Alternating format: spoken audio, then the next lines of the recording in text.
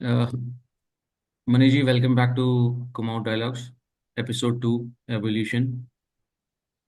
पहले में हमने ओरिजिन की बात करी थी कि क्या एक आदमी की थॉट्स क्या होती हैं और वो बेसिक प्रिंसिपल्स क्या होते हैं जो एक आइडियोलॉजी को गाइड करते हैं। दैट वाज एक फ्रेम था। हम लोगों ने हर चीज़ पे इतना डीप डाइव नहीं किया given to our restrictions of time. Evolution पे प्राइमरली हम ये बात करेंगे कि उत्तराखंड का वर्णन कहाँ कहाँ मिलता है पुराणों में, और उत्तराखंड का वो समय और आज का समय में क्या डिफरेंस है।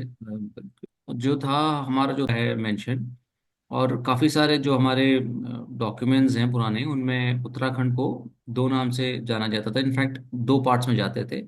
एक था मनस खंड, एक था केदार खंड। केदार हम्म। खंड is the Garhwal belt and मनस खंड इज द कुमाऊं बेल्ट।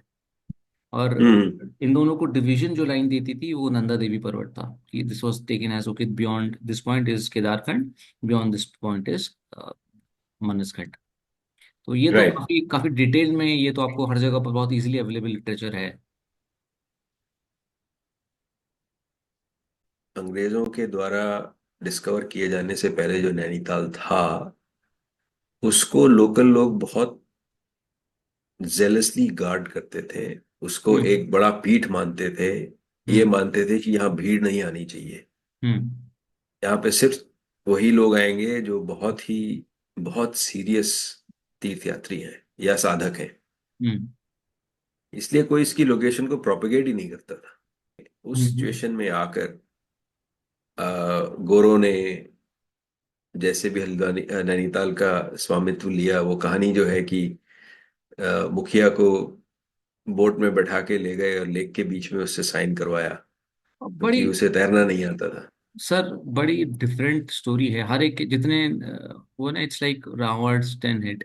जितने सर उतनी कहानी। अब मैं जो कहानी सुनते हुए मैं बड़ा हुआ वो यूं थी कि किसी अंग्रेज भाई साहब को किसी ने बताया कि एक बहुत सुंदर शहर है जो, मतलब दुनिया के सबसे सुंदर शहरों में से एक शहर हो सकता है, नेचुरल ब्यूटी इतनी शानदार है।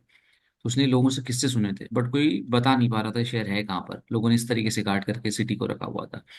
तो कोई इनको एक गांव का मुखिया या कोई एक बड़ा ऐसा एक्सट्रोवर्ट आदमी मिला होगा उस जमाने का, जो थोड़ा सा अंग्रेजों से मिलके पैसा कमाना चाह रहा होगा या उनकी गुड बुक्स में आना चाह रहा होगा। उसको करा। अंग्रेज जो थे उनके अंदर अपने लिए, अपने बेनिफिट्स के लिए तो सेंसिबिलिटी हमेशा से रही है।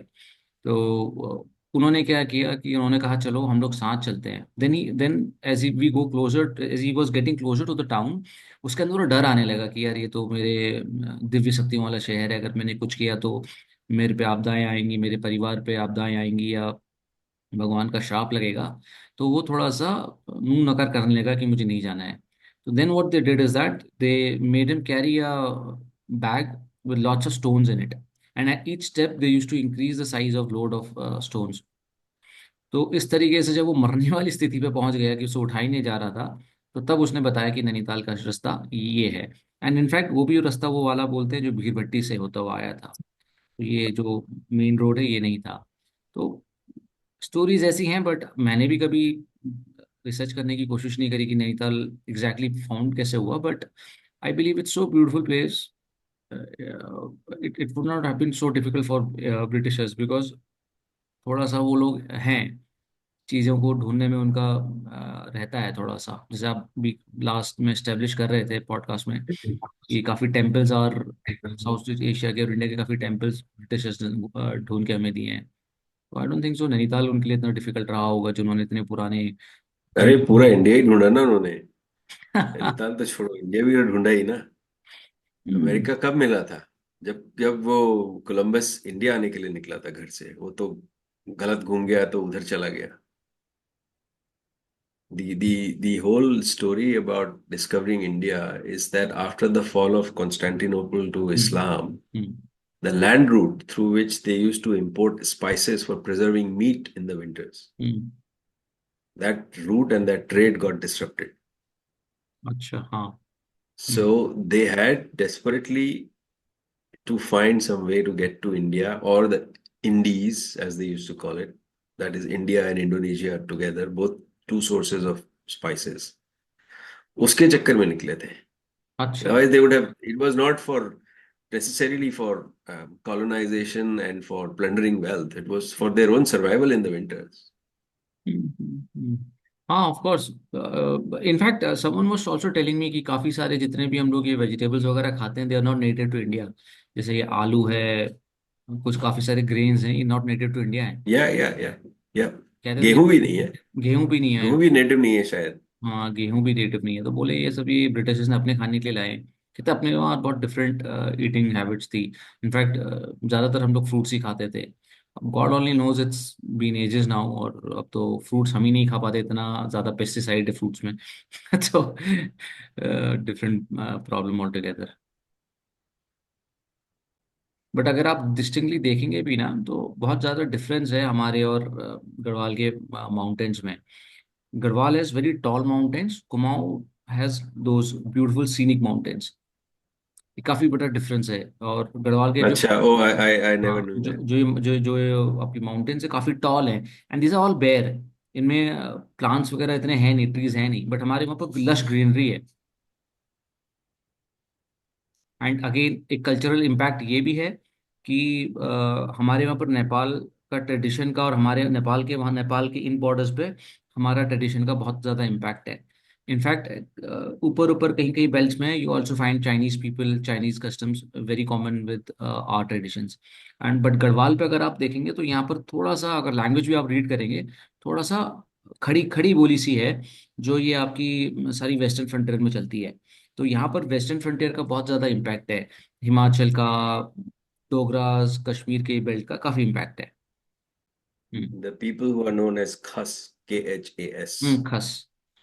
they live all along the Himalayan belt from to the west of Himachal and Jammu Kashmir, all the way to Bhutan and upper parts of hmm. northern parts of Assam. It's the same people. It's the same Now he. they have been given a back seat in our history textbooks. पर game का ही नहीं पता, finite infinite तो बहुत दूर की बात है। खेलने की कोशिश भी करते हैं तो फाइनाइट खेल के हार जाते हैं। भारत का हर प्रधानमंत्री आके पाकिस्तान के साथ शांति की इच्छा व्यक्त करता है, बांग्लादेश के साथ शांति चाहता है, कुछ तो चीन के साथ भी शांति चाहते हैं। हमें इतिहास बोध है ही नहीं। दूसरी साइड इतिहास में इतनी गहरी रची रंगी हुई है कि जापान ने सेकेंड वर्ल्ड वॉर में जो कुछ भी किया था, उसमें उन्होंने काफी एट्रोसिटीज भी की थी।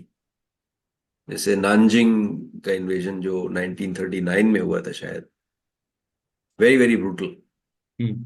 But in China's such a long history and Japanese long history, that was only one incident.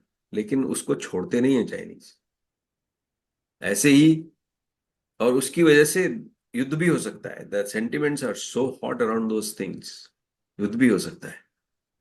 उसी की वजह से उनका जो सेंकाकू या डियाओयू आइलैंड जो है, छोटा सा एक आइलैंड सी में, इसमें कोई रहता भी नहीं है, कोई वेजिटेशन नहीं है, कुछ नहीं है, लड़ते रहते हैं उस पर। ऐसे ही कोरियंस ने जापानीज को आज तक माफ नहीं किया है। When the Japanese occupied Korea, therefore their army, they had what are called comfort women. They would force women to service their soldiers. वो कितनी पुरानी बात होगी सेकेंड वर्ल्ड वॉर की, आज भी कोरियंस छोड़ते थोड़ी हैं उसको। हमारे ऊपर तो इससे कहीं ज्यादा हुआ है, और हम फिर भी पाकिस्तान और बांग्लादेश के साथ मित्रता चाहते हैं। तो कुछ हिसाब ही नहीं है, ना शत्रु बोध है, ना इतिहास बोध है, शक्ति बोध भी नहीं है। इस वजह से भी हमें मित्रता की आवश्यकता पड़ती है, क्योंकि हम दूसरे के ऊपर डोमिनेट नहीं कर पाते। पाकिस्तान बांग्लादेश को छोड़ो, हम श्रीलंका और नेपाल के ऊपर नहीं डोमिनेट कर पाते हैं। Nepal is going to change its currency to show some parts of Kumaon as parts of it own area. वो हमारा मित्र देश है। हमारे प्रधानमंत्री वहां जाके एक बार नहीं, दो बार उनके पार्लियामेंट की जॉइंट सिटिंग में भाषण दे चुके हैं। एक एक एवरेज इंडियन फॉरेन सर्विस के ऑफिसर को नींद से उठा के पूछिए नेपाल क्या है, वो शुरू हो जाएगा। We have had historical and cultural links from ancient times with Nepal. What is the point of having those links if they exist at all, if Nepal is virtually totally now in the control of communist China. एक चीज और बता देता हूँ, वो कुमाऊं के लिए बड़ी रेलेवेंट है, अच्छा हुआ याद आ गई। जो 1816 में जो वॉर हुआ था, एंग्लो गुरखा वॉर, हम्म। उसकी जो सेटलमेंट की ट्रीटी थी, उसमें भी कुछ पीछे से चीनियों ने पेंच कस दिया है। उसमें वो कहते हैं कि the treaty would be deemed valid only if it was signed by the Nepal Naresh himself, but he didn't sign it, he sent one of his ministers to sign it. Treaty ceding what is today's Kumaon and Garhwal, वो हम्म। अलग बात है कि उसके पहले they were part of India only, and I think 1791 में the Gurkhas took it, so it was never Gurkha territory, it was, except for 30 odd years. तो ये तो अभी तो थोड़ी ये बात नेपथ्य में चली गई है, पर वही 10 एक साल पहले जब वो प्रचंड महादय महोशय महाशय अपने एकदम उभार पे थे, तो उन्होंने शुरू कर दिया था इसको उठाना। ये ट्रीटी तो इलीगल है, हम तो इसको क्वेश्चन करते हैं। नेपाल आज तो चलिए उनके पास थोड़ी एफ्लुएंस आ गई है, पर 1950 की जो ट्रीटी थी, Indo Nepalese treaty, they were free to come in and live here, work here, whatever. uh, at that time they used to do only low end work, चौकीदार वगैरह. Now that they have caught their breath, learned some skills, I don't see much evidence of them being thankful or grateful. I have been to seminars where the Nepalis were very deftly balancing between India and China. I will draw a parallel, right? Hmm. Cyprus का settlement Turks ने कैसे किया? They invaded. They hmm. have kept part of Cyprus and the remaining remains with Greece. Hmm. Which was the older civilization that came to Cyprus? Obviously, the Greek civilization.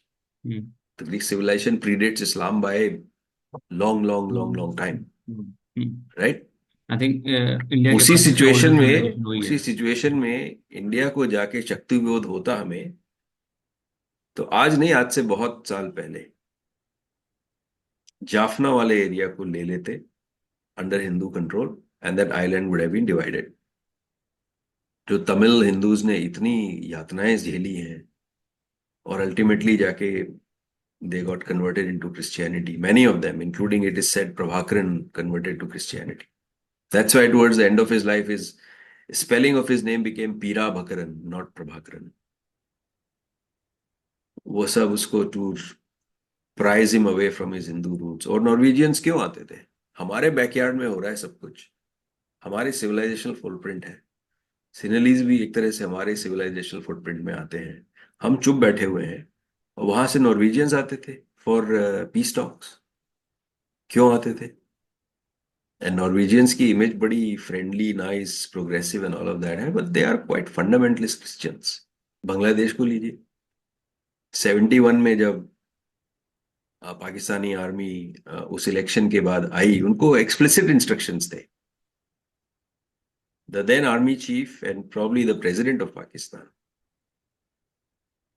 Had given instructions, वहां जाके तुम्हें intellectuals की genocide करनी है, इनकी student class, intellectual class को खत्म करना है।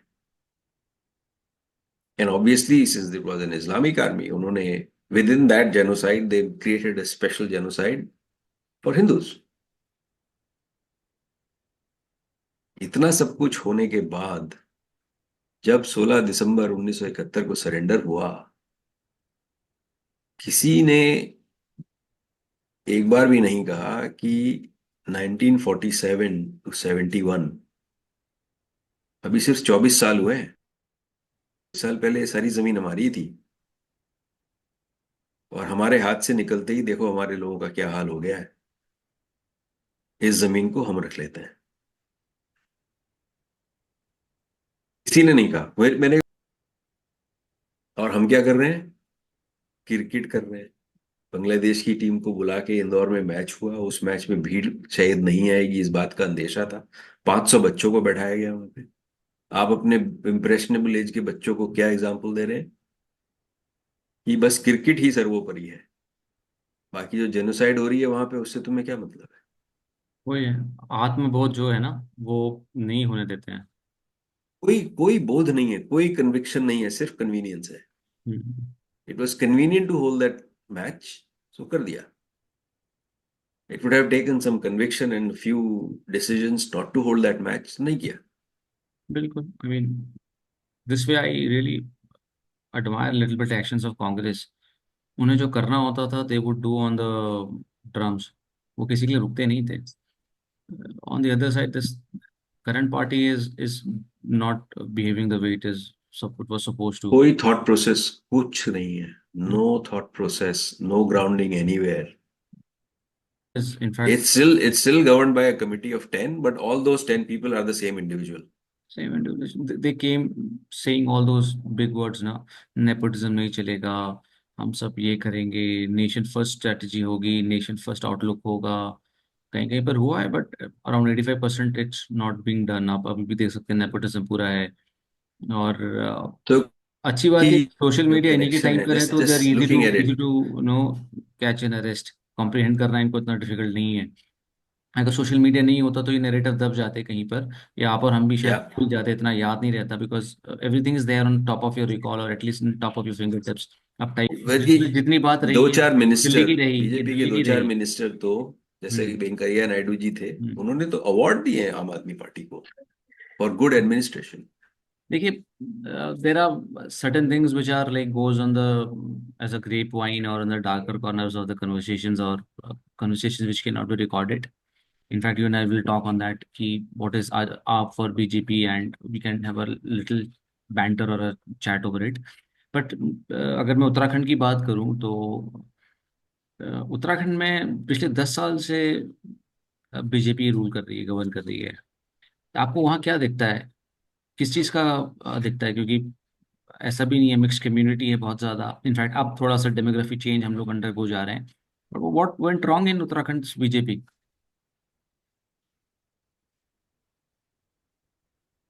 उत्तराखंड में जो कुछ चल रहा है उसकी रूट्स के लिए आपको बीजेपी से पहले की जो सरकार थी वहां जाना पड़ेगा। 2015 में hmm. Prime minister Najib of Malaysia, hmm. जब बीजेपी की सरकार केंद्र में आ चुकी थी, आई वो नो, आए थे। I know he met one of the leaders.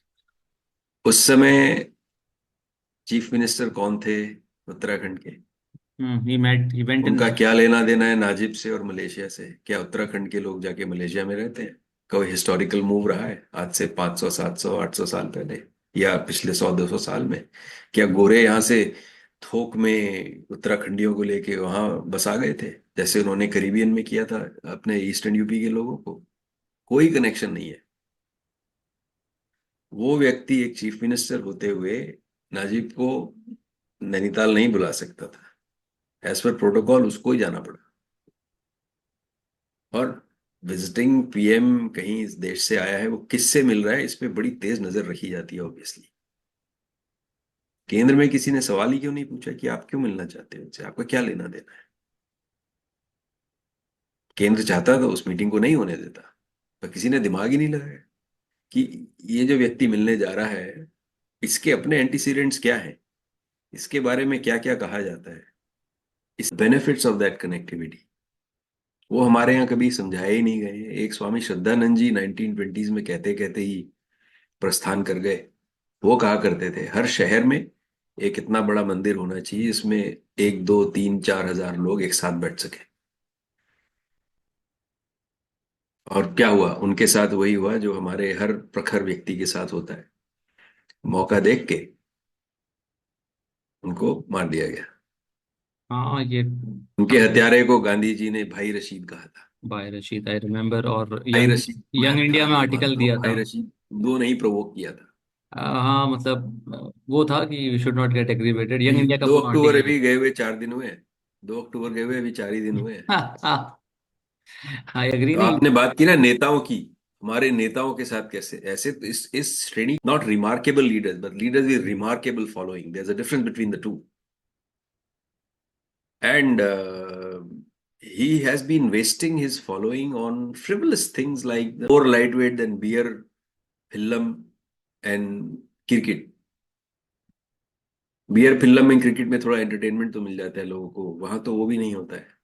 That immense goodwill that the gentleman started out with in 10 years back, he has completely frittered it away. और उसे कुछ नहीं पता है कि मैंने क्या किया है, अपनी जड़ें खोद ली हैं. Only produces an outcome it is designed to produce. If it produces something else, then it's an aberration in the functioning of the system. हमारा जो सिस्टम है, it is not designed to produce a smooth congregation and the downstream benefits that come from having a congregation. कभी कभी हो जाता है, जैसे अभी हिमाचल में हुआ, अभी थोड़ा बहुत सुनने उत्तराखंड के एक दो जगह में भी हो रहा है, पर वो दूध के उबाल की है. That is not the systems designed intended outcome. It's just an aberration that has happened, and then the system will go back to its central mean tendency, which is nothing. आप ये देखिए ना, आप कुमाऊं की हिस्ट्री पढ़ेंगे तो एक समय पे कत्यूरी राजाओं का जो वर्चस्व था वो खत्म हो गया था, कच्चा हो गया था. हर हर डायनेस्टी के साथ होता है. And what happened, it just broke into 6 small kingdoms. ये नहीं कि उस डायनेस्टी का अगर सूर्य अस्त हो गया तो उसकी जगह कोई और आ गया, उसने पूरे उस भूभाग पे अपना आधिपत्य जमा लिया. और जो बड़ी एक उन्होंने 300-400 साल की मेहनत के साथ बनाई थी एक किंगडम, मैं तो अभी पढ़ रहा था कि that kingdom had its extent all the way to Afghanistan. We have to reestablish that. I don't know, but that's what I read in a reasonably good looking website, not good as in reliable looking website. अब उसको आप थोड़ा आगे project कीजिए. 1947 में जब गोरे छोड़ के गए थे, आज का जो भारत पाकिस्तान बांग्लादेश है, उसमें आप गैस कीजिए कितने राज्य थे, कितने राजा छोटे बड़े थे जिनको मर्ज करने का ऑप्शन दिया गया था, आइदर इज दिस डोमिनियन और that dominion. I must have mentioned this number to you. In case I haven't, that's a good miss from my side, because now you can take a guess. You don't know in advance. Guess कीजिए कितने थे. Around 650 states थे या कितने? Yeah, you're right. 562, 560। 562. हाँ, अच्छा, अच्छा। आप सोचो. और 562 की अगर आप 80-20 एनालिसिस करेंगे तो 80-20 भी नहीं थी, 95-5 थी. हाँ, द टाइम। बेयरली 5 भी नहीं. हैदराबाद था आपका एक। बस. हम्म। हैदराबाद, जम्मू कश्मीर सबसे बड़ा था. हम्म। और जम्मू कश्मीर क्या था, 1846 में 75 लाख नानक शाही रुपए देके गुलाब चंद डोगरा ने गोरों से खरीद लिया था. 1826 से और 1846 से और 1948 तक, 102 साल. In a country, in a civilization whose history is 10,000 years. Hyderabad जो था वो तो होना ही नहीं चाहिए था. हैदर अली को एज अ मर्सनरी बुलाया था वोडेयार्स ने, और 20-25 साल में जितना भी समय लगा उसने, वो उन्हीं को खा गया. तो जिन्होंने बुलाया था उनको समझ नहीं आया कि इसको बुला तो लिया है पर इस पे नजर रखनी है हमें.